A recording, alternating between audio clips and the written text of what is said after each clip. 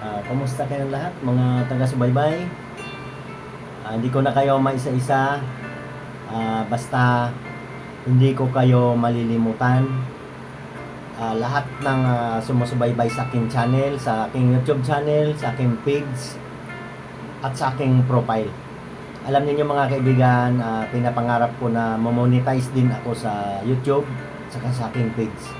Kasi alam niyo ang kitaan dito sa Facebook maliit na. Hindi pa nga ako nakasweldo kasi mahirap na po ngayon makaipon ng $100. Pasasalamat ko sa inyong lahat. Nandyan kayo palagi at unti-unti kayong naniniwala sa aking mga sinasabi, sa aking personal vlog. Huwag natin patagalin mga kaibigan ng ating pag-usapan tungkol po sa paggabay sa ating pamilya. Gabayan ang pamilya. Kasi po, ako po ay biktima po ako ng broken family. Kaya dyan sa Dumingag, Zamboanga del Sur, alam nyo na ang kwento ng buhay ni Jeremias Cumbes. Ayon sa hindi nakakaalam, ako po ay isang broken family victim. Kasi po, hindi po kami nagabayan ng aming magulang. Paano magagabayan? Hindi po nakaplano ang kanilang pag-aasawa. Kaya po kami po ang naging biktima. Kasi magulo po, away bati, hiwalay balik, ganun po ang nangyari sa kanila. Kaya kami po, unang-una ako ang panganay, hindi po ako nakapag-aral. Grade 1 lang ang aking natapos. At kaya po, sabi ko dito sa ating video, gabayan ng pamilya. Kasi po, napaka-importante po yan. Ang mga kabataan ngayon, lalo na ngayon, madali nang mapariwara. Lalo na kung pabayaan pa natin ang ating mga apo, anak. Siyempre, bakit naman ako nagsasabi ng ganon? Nagabayan ko bang aking pamilya? Ay, pwede po kayong magtanong-tanong kasi mahirap naman po nga magbuhat ako ng sarili kong bangko. Magtanong-tanong po kayo sa nakakakilala sa akin kung paano ko ginabayan ng aking pamilya. Sa awa ng Diyos, sa pagsisikap, tulong-tulong, nakatapos na ng college ang 4. Itong taon na ito, matatapos na rin yung isa, 5 college na tapos. At ang isa, ang bunso ay second year college na rin. Kaya po, yan po ang ibig sabihin mga kaibigan. Pag ginabayan mo ang iyong pamilya, malamang sa malamang mapupunta talaga sa tagumpay. Yan lang naman kasi ang simpleng pangarap, tagumpay, tapos na sa pag-aaral at may trabaho. Yun. Hindi na ako magmamalaki. Basta kung pwede niyong itanong sa mga nakakakilala sa akin kung naggabayan ko bang aking pamilya. Maraming paraan sa paggabay sa pamilya mga kaibigan. Unang-una, dapat po may takot sa Diyos. Kahit ano man ang ating relihiyon, kung maniniwala man kayo sa mga santo o kung hindi man, dito tayo sa Biblia babatay.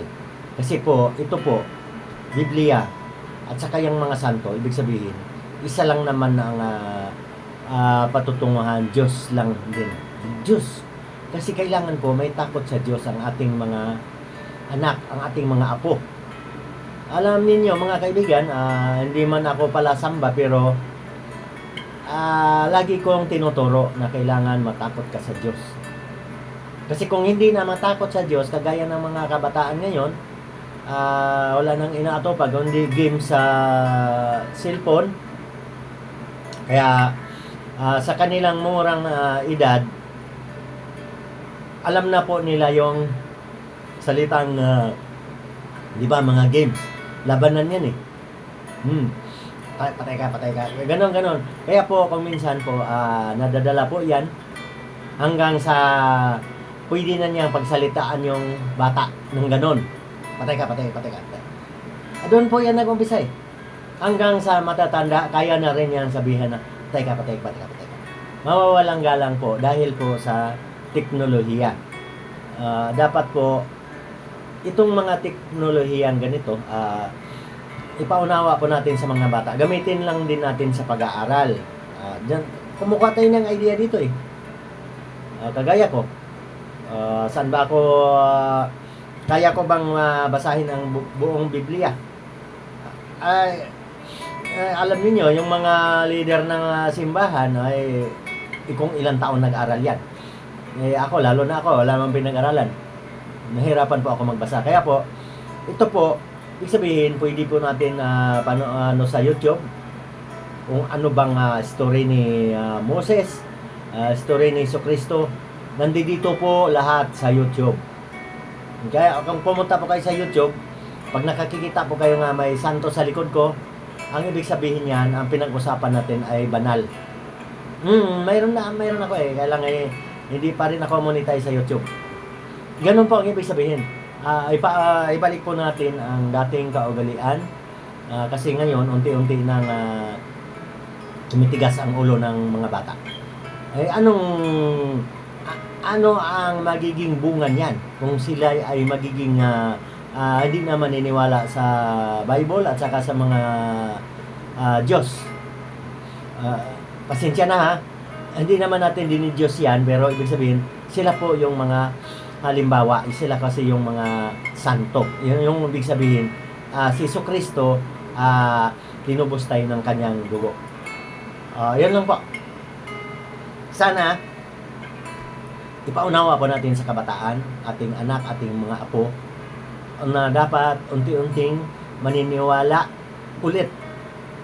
Kasi sabi kong unti-unti, ano na po masyado na pong matigas ang ulo ngayon ng mga kabataan. Hindi na po magalang. At kung napapansin ninyo, itong nagdaang Holy Week, wala na pong nagpapasyon.